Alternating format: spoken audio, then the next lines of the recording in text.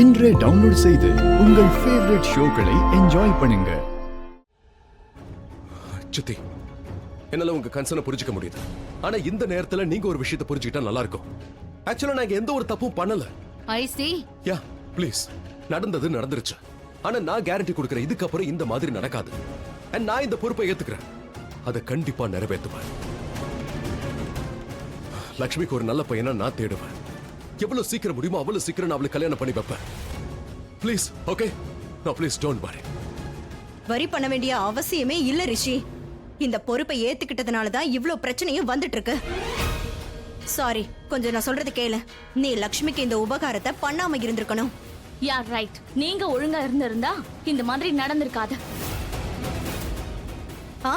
So please நான் சொன்ன கேளு. லக்ஷ்மிக்கு சீக்கிரமாவே ஒரு கல்யாணத்தை பண்ணிவே. அப்பதான் இந்த குடும்பத்துல எல்லாருமே நிம்மதியா இருப்பாங்க.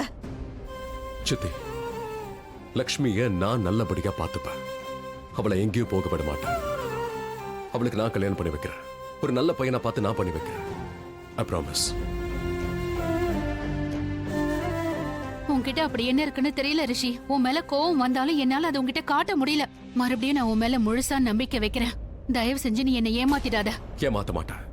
ஏன்னா ஒரு நம்பிக்கையோட தான் லக்ஷ்மி நான் இந்த வீட்டுக்கு கூட்டு வந்தேன். Don't worry. நான் இன்னைக்கே வீட்டுக்கு ஒரு மேட்ச் மேக்கரை கூப்பிடுறேன். அண்ட் அவங்க கிட்ட சீக்கிரமே லக்ஷ்மிக்கு ஒரு நல்ல பையனை பார்க்க சொல்றேன். அப்பதான் சீக்கிரமா லக்ஷ்மிக்கும் கல்யாணத்தை பண்ண முடியும். சித்தி, ஐ ப்ராமிஸ். நான் எல்லாத்தையும் சரி பண்றேன். லக்ஷ்மிக்கு நான் கல்யாணம் பண்ணி வைக்கிறேன். என்னோட வாக்கை நான் நிறைவேற்றுவேன். லக்ஷ்மி அண்ணி மேல லவ் வந்துருச்சு இல்ல? நீங்க என்கிட்ட என்ன சொல்ல போறீங்கன்னு எனக்கு தெரியுமாமா. ஆனா நீங்க ஒரு தடவை இவருக்கு புரிய வச்சு காட்டுங்களேன். நீங்க என்ன நினைக்கிறீங்க? Of course, லவ் வந்தாச்சு. அதை இவன் தான் புரிஞ்சுக்கணும். இதோ கேட்டீங்களா ப்ரோ? இதத்தான் நான் சொன்னேன். டாட், அப்படிலாம் எதுவும் இல்ல. ஒருவேளை நான் அவளை லவ் பண்ணிருந்தா அது எனக்கு தெரியாம போகுமா என்ன? அப்படியா? ஓகே, லவ் இல்லைன்னு வச்சுக்கலாம். அப்ப இது என்னது? என்னது? நான் எத்தனையோ முறை சொல்லிருக்கேன், இந்த உறவுக்கு அப்படி என்ன பேருன்னு எனக்கே தெரியல. சரி, இந்த உறவுக்கு ஒரு பேர் வைக்கணும்னா சொல்லுங்க. வை. வைக்கா? நீயே வை. நான் என்னத்த வைக்க? நான் இப்ப என்ன சொல்ல? அதான் எல்லாத்தையும் நீயே சொல்லிட்டியே. நீ எங்களை பேசாம ஃப்ரெண்டுனே வச்சுக்கோ. எங்களை ஃப்ரெண்ட்ஸா பாருங்க. ஃப்ரெண்ட்ஷிப்ல கேர் இருக்கு, கன்சர்ன் இருக்கு, கவலையும் இருக்கும். அவ்வளவுதான். ஒருத்தருக்கு ஒருத்தர் நல்ல விஷயங்களை பண்றதுக்கே யோசிக்கிறோம். நான் அவனுடைய சந்தோஷத்தை மட்டுமே எதிர்பார்க்கிறேன். ஏதாவது ஒண்ணு பண்ணி அவளுக்கு ஹெல்ப் பண்ணணும்னு மட்டும்தான் என் மனசு துடிக்குது. என்னையும் அறியாம இந்த கடமை வருது. உரிமையும் வருது. ஃப்ரெண்ட்ஷிப் இருக்கும்போது உரிமையா இருந்தது. ஒருத்தருக்கு ஒருத்தர் பேசிக்கிட்டோம், சண்டை போட்டுப்போம், அதுல அன்பு காட்டிப்போம். அன்பை காட்டிப்போம். அன்பு காட்டுறீங்களா? அன்பை காட்டுறியா?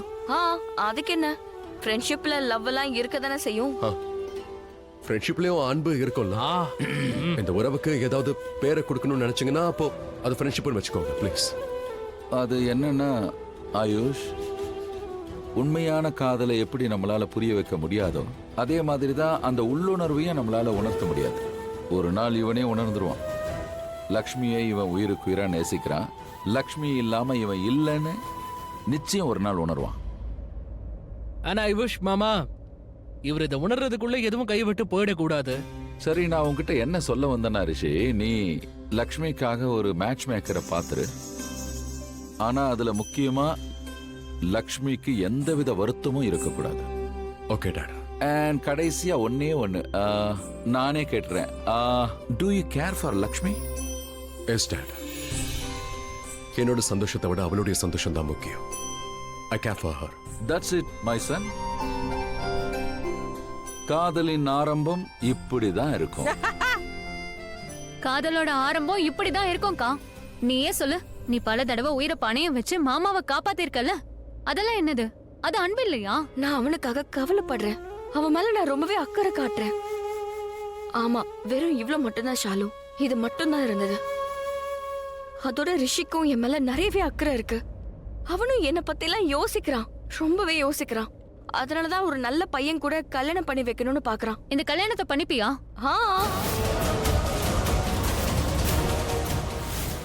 நான் நிச்சயமா இந்த கல்யாணத்தை பண்ணிப்பேன். ரிஷியோட வாழ்க்கையை விட்டு விலக இது ஒரு நல்ல வாய்ப்பு. அப்பதான் அவன் அவனோட வாழ்க்கையில இருந்து முன்னேறி போவான். அவனோட வாழ்க்கையில சந்தோஷமா இருப்பான், அவன் குடும்பத்தாரையும் சந்தோஷமா வச்சுப்பான். எனக்கு என்னுடைய சந்தோஷத்தை விட அவனோட சந்தோஷம் தான் ரொம்ப முக்கியம். அக்கா நானும் இதையே தான் சொல்றேன். இததான் காதல்னு சொல்லுவாங்க. அக்கறை மூலமா தான் காதலே மலரும்க்கா.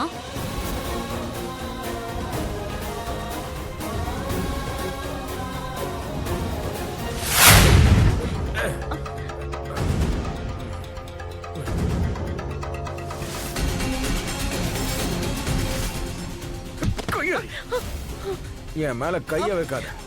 ஏன் இந்த மாதிரி பண்றீங்க? என் வயித்துல உங்க குழந்தை வளருது. இந்த குழந்தைக்காகவாது சும்மா இருங்க. பேசாம இருந்தானா நீயும் உன் குழந்தை உயிரோட இருப்பீங்க. இங்க பாரு, உன்னால நான் ஆசைப்பட்ட லக்ஷ்மி எனக்கு கிடைக்கவே இல்லை.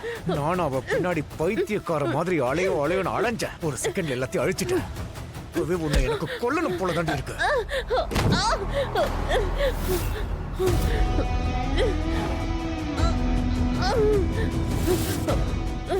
இல்ல பல்வேந்தர்,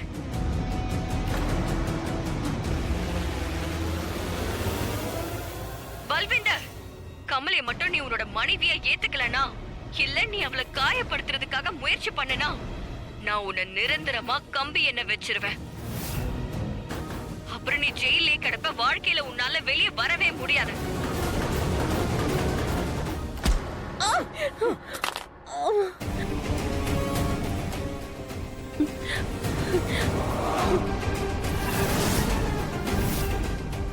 ஏ லக்ஷ்மி, நான் உன்னை விட மாட்டேன்.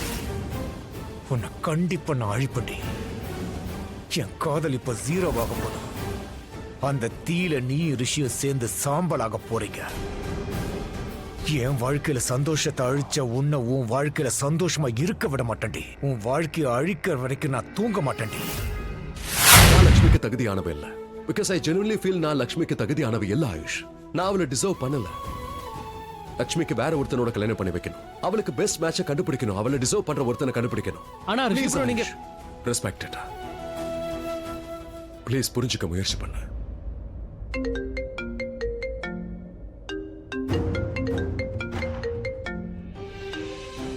ஹலோ. லீலா ஆண்டி. நான் வீட்டில் தான் இருக்கேன். ப்ளீஸ் நீங்க வாங்க. வீட்டில் தான் இருக்கேன். Okay, bye. Ayush, Leela matchmaker phone பண்ணாங்க. அவங்க வீட்டுக்கு வர்றாங்க. அண்ட் அவங்க ஃபேமஸான matchmaker, one of the best in India. லக்ஷ்மிக்காக ஒரு நல்ல பையனை தேடுவாங்க. அப்போ நீங்க என் பேச்ச கேட்க மாட்டீங்க. நான் லக்ஷ்மியை லவ் பண்றேன்னா இல்லையான்னு என்ன கேட்டு என்ன ஆக போகுது ஆயுஷ்? ஏன்னா எனக்கு நல்லா தெரியும் லக்ஷ்மி என்ன லவ் பண்ணல. ரிஷி என்ன லவ் பண்ணவே இல்ல ஷாலு. அவனுக்கு என் மேல நிறையவே அக்கறை இருக்கு. அவன் என்ன பத்தி யோசிக்கிறான். அதுக்காக அவன் என்ன லவ் பண்றாங்கிற அர்த்தம் இல்லல. அதனால நான் ரிஷிய லவ் பண்றேன் இல்லையான்னு என்கிட்ட கேள்வி கேட்டு எந்த பிரயோஜனமும் இல்ல. அதனால என்ன நடக்க போகுது? முதல்ல நிறுத்து. இதுக்கு மேல நீ எதுவும் கேட்க கூடாது ஷாலு, ப்ளீஸ்.